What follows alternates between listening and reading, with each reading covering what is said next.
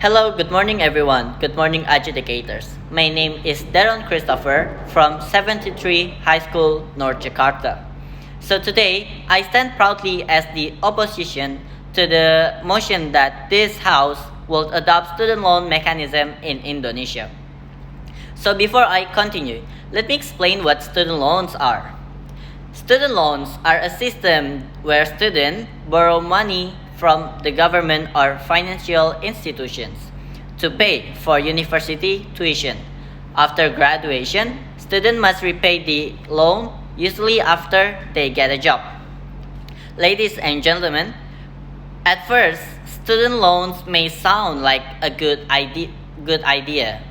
The proposition says that this system can help students continue their education even if they can't afford university now. However, we strongly believe that student loans are not the best solution for Indonesia. Why? Let me move to my first rebuttal. So, the proposition said that many students drop out because tuition fees are expensive and families need immediate income. But the problem is that student loans only help pay tuition fees. They do not solve the family's economic condition. If a family urgently needs money for food, bills, daily survival, the students may still choose to leave university and work immediately. So, even after taking a student loan, students can still drop out because the real issue is poverty and financial pressure at home, not only tuition fees. Ladies and gentlemen, so my point is that the proposition is also said students only need to repay after getting a job, so students will not feel worried. But this argument assumes that every graduate will easily get a stable and well-paying job after graduation. In reality, unemployment and underemployment still exists in Indonesia. There is no guarantee that graduates will immediately earn enough money to repair their debt.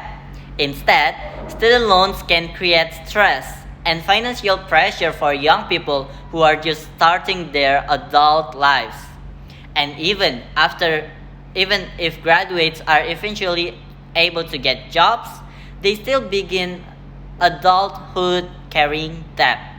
That burden can affect their financial stability and future decisions for many years. Furthermore, the propositions claim that if the government wants students to repay the loans, then the government will create more job opportunities. But this is only an assumption, not a guarantee. Student loans do not automatically create jobs, which means employment problems and education financing are two different issues. You can't solve uncertainty by adding another uncertainty, right? Now let us talk about scholarships. Scholarships. The proposition said scholarships are too limited and competitive, which means we agree that scholarships access should be improved.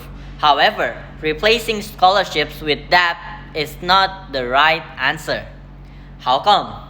If student loans are given to freely, without strict selections, without competitive, the government can face major financial losses from unpaid debt. This means student loans will also require selections and competition, right? So instead of creating a debt-based system, the government should focus on expanding scholarships and educational support. Ladies and gentlemen, the propositions also argued that universities may not survive if the government gives too many scholarships because university need money to improve facilities. But this argument does not really make sense.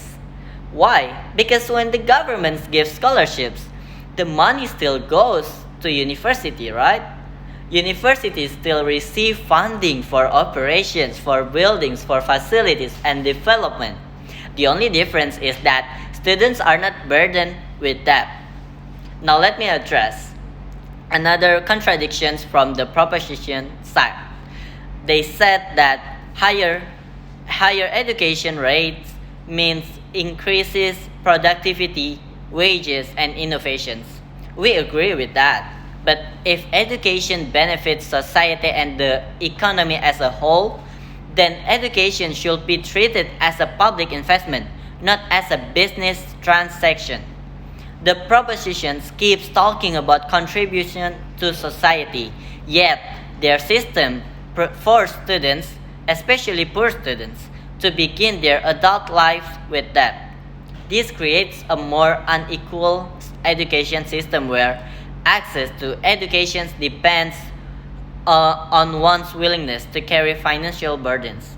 Meanwhile, scholarships already achieve the same goals without creating debt. Scholarships recipients also contribute back to society after graduation through taxes, innovation, skills, and economic growth. So society still receives benefits from investing in education, but without trapping students in long-term financial pressure.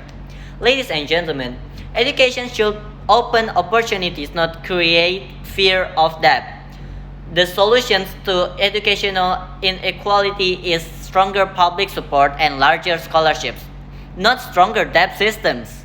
In conclusion, students' loans do not solve the root cause of poverty, do not guarantee employment, and can create long-term financial pressure for students. Meanwhile, scholarships provide access to education in a safer, fairer, and more sustainable way.